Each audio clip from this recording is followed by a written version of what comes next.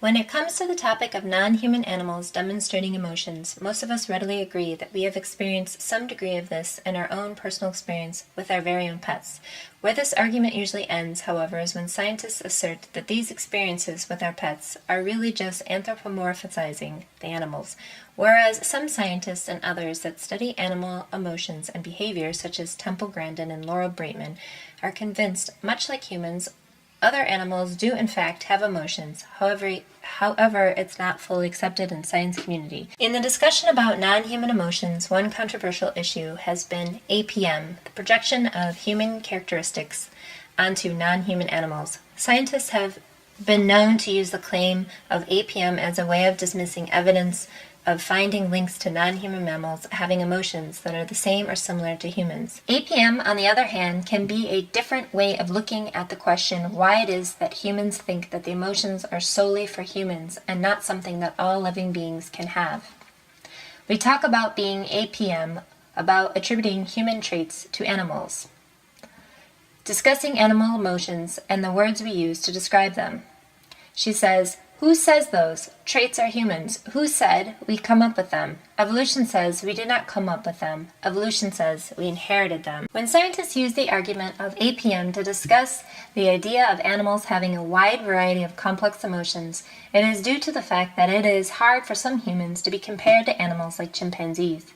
Man has always had the need to make a strong distinction from other mammals and use an us versus them mentality to demonstrate dominance over the natural world. If we could prove that non-human mammals did have emotions, how would being human be defined and separated as a higher species, especially since we see animals as property? Looking at domestication has been important in understanding the relationships between humans and animals when looking at inequality between humans and animals was cultivated as humans began to consider animals as property.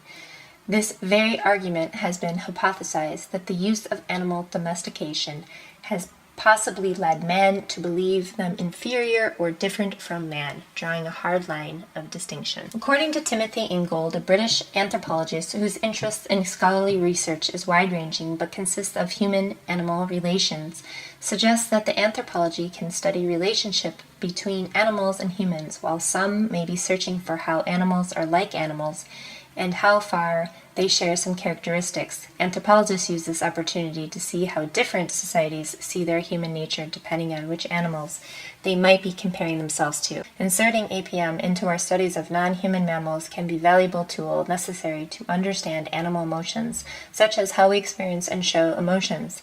It is now widely accepted that humans and chimpanzees share 98% of our genetic code. Why is it so far-fetched to believe that, like humans, animals also have emotions? We since learned about chimps being toolmakers, which was once thought belonged only to man until Jane Goodall discovered that this was not the case. One day in 1960, Jane Goodall found a chimp named David sitting around a termite mound, to which he was sticking a blade of grass down the hole and raising it to his mouth. When he left, Jane went in to investigate what he was doing. Through mimicking what she had seen David do with the blade of grass, she found that she extracted termites from the hole, just as he had done. Jane was excited to learn that David was fishing for insects for food. This was Jane and the rest of the world learning that chimps and other animals were toolmakers. This is when she realized that chimps use sticks that they stripped of leaves as a tool to extract insects out of holes for food. This was considered the crude beginning of toolmaking, which was once thought to be very specific to only humans. Toolmaking was a way to differentiate humans from other mammals and how we define man. Emotions help animals be adaptive and flexible, using many behavior patterns in a wide variety of conditions. There are accounts of pleasure-seeking iguanas, affectionate whales, hot-headed angry baboons, elephants who suffer from psychological flashbacks and post-traumatic stress disorder, and grieving otters. Jane Goodall, who has lived and studied chimpanzees and notably spreads her teaching around the world, has been at the forefront of this research. Jane has spoken openly about her finding that has led her to believe that animals do indeed have emotions. Jane Goodall has reported through her long and in-depth life's work with chimps is that they too laugh, cry, and also grieve. Humans and chimpanzees have common ancestors rooting back to Africa millions of years ago. So having commonality in emotions and intellect should come as no surprise. Sadly, we can witness some form of emotions such as depression, anger, and sadness when we visit zoos to which they are taken out of their natural habitat and placed in isolation, which has often resulted in sickness and in death. But it is important to remember that chimpanzees and other animals should not be measured against human-based tests, as they are separate, complex creatures, no matter how similar they are to humans. It's vital to understand their process of evolution within their environment and context of their individual environment and circumstances, and not to measure their intellect based only against human progress within our own circumstances.